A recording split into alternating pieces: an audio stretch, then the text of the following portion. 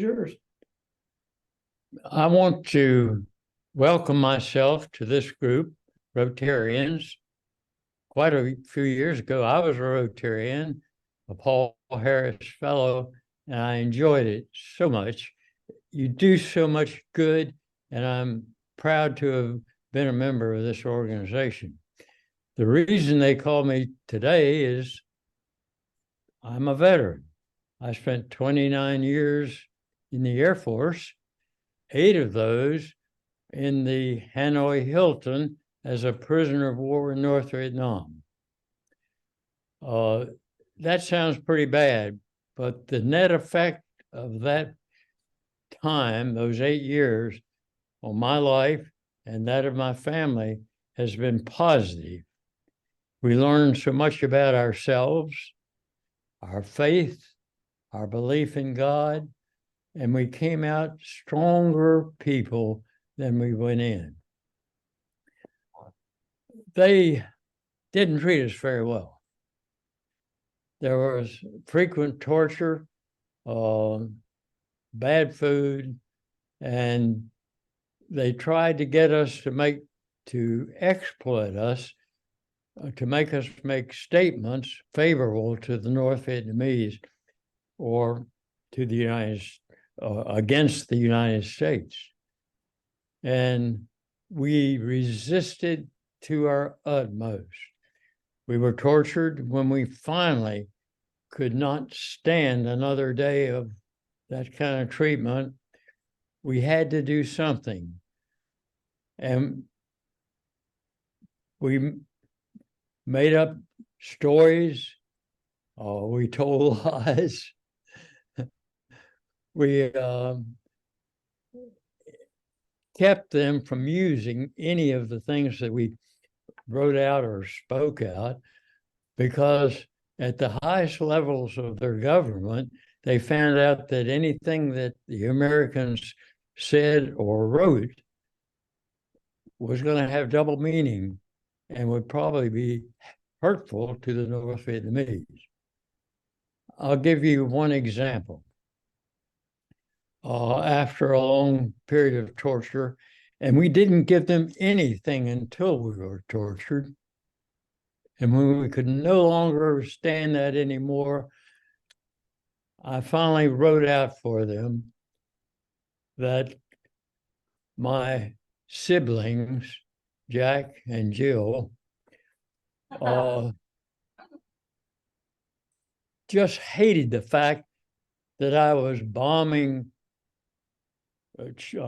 schools and churches and killing innocent people, including mothers and babies. And I had to agree that I didn't like that part much in either. And I wrote that out, and somehow it got through. I don't know how, but was stopped at the highest levels of their government.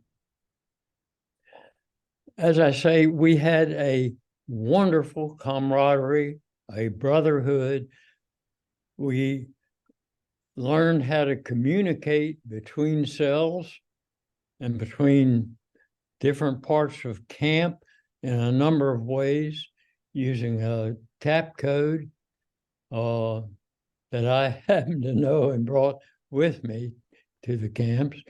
And also we had a mute code where you could look over to another cell block 50 feet away and they could see your hand.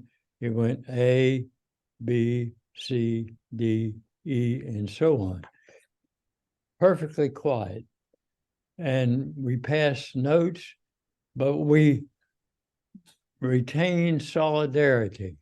We knew who the senior ranking officer was in any communication group, and we gave that senior ranking officer the full privilege of being a commanding officer. That is, he made decisions. If there were questions about what we should do or how we should resist, he made the final decision, and we were perfectly comfortable with that. So it made us feel together as a unit. and we knew that we were not giving the North Vietnamese anything. As a matter of fact, when we came home, we were a brotherhood you cannot believe. And we knew that we had won our war. And that's one of the reasons that we gained so much from being a POW in North Vietnam. Thank you all for coming. I've enjoyed talking with you, and I wish I were sitting out there. I'm having a little mobility problem, but thank you for coming.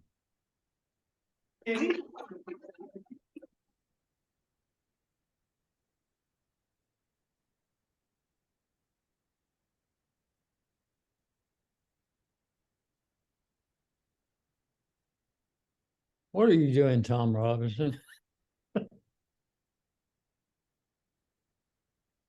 wish I looked as good as you and as smart as you. Would you entertain some questions? Sure. Who's got a question? Billy Ford, you always have a question. You always have two questions. Maybe what was, I'll repeat it. Go ahead. Just say it, I'll repeat it. what was your first reaction when you landed on the ground back in the USA from your imprisonment? What was your first impression when you landed back in the USA after being in prison? Tom, that's a good question because we didn't know. We had no idea. The only information we had received from the United States was what the North Vietnamese gave us. And of course, they showed us Jane Fonda and a lot of people against the war. And we had no idea. But when we stepped off that plane, we landed at Clark Air Force Base in the Philippines. And when we stepped off that plane, there were huge signs, welcome home, we love you, lots of claps. It was a totally unexpected and a great pleasure for us to know that there were Americans who felt just as we did, and we really loved it and felt the love of those people. Incidentally, a few weeks after we got home, a group of mostly Army, a few Marines, tried to raid the Sante camp and release us who were held in that camp. It failed simply because the North Vietnamese had moved us all out of that camp. A nearby river was flooding. So we were not there, and they thought it was a failure. That's the best thing that ever happened to us, because the North Vietnamese pulled us all back to Hanoi, where we had to be put in big cells rather than maybe two to a cell. And we talked and we exchanged ideas and lessons and taught each other from a wealth of knowledge we all had. And it really pulled us together. So that raid was one of the best things that happened to us. And it showed us that the American people really did care about us and were willing to send troops in to North Vietnamese camps to release us if they could. Smitty, mention that attractive lady that was waiting on you when you got home, her experience. Well, I met Louise in the middle of the night, 2:30 in the morning, at Maxwell Air Force Base in Montgomery, Alabama. I happened to be the senior ranking person on that group of POWs. So naturally, they pulled me up to a microphone and wanted me to say something.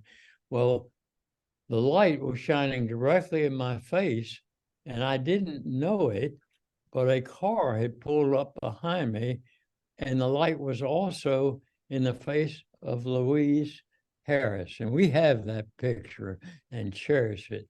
In a few moments, I was in the back seat with her. It was as if we had walked around the block. We just absolutely started our life over with our children. She had kept them aware of me and what I was doing and what I liked and didn't like. And I had no trouble whatsoever joining my family of 3 children and Louise. Question? Good. Smitty, we can't thank you enough. I'm going to do a plug here. If you've not read the book Cap Code, you have not read a really fabulous thing, a book that was written in conjunction with Smitty and Louise by Sarah Berry, not Berry's wife.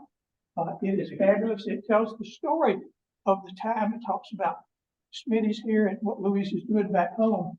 And I got to tell you what, if you want to get to fight with somebody, you need to get to fight with Louise Harris. She gonna win. Smitty, thank you so much. We appreciate you and we love you, and happy Veterans Day. Happy Veterans Day to those veterans here. Thank you, Tom.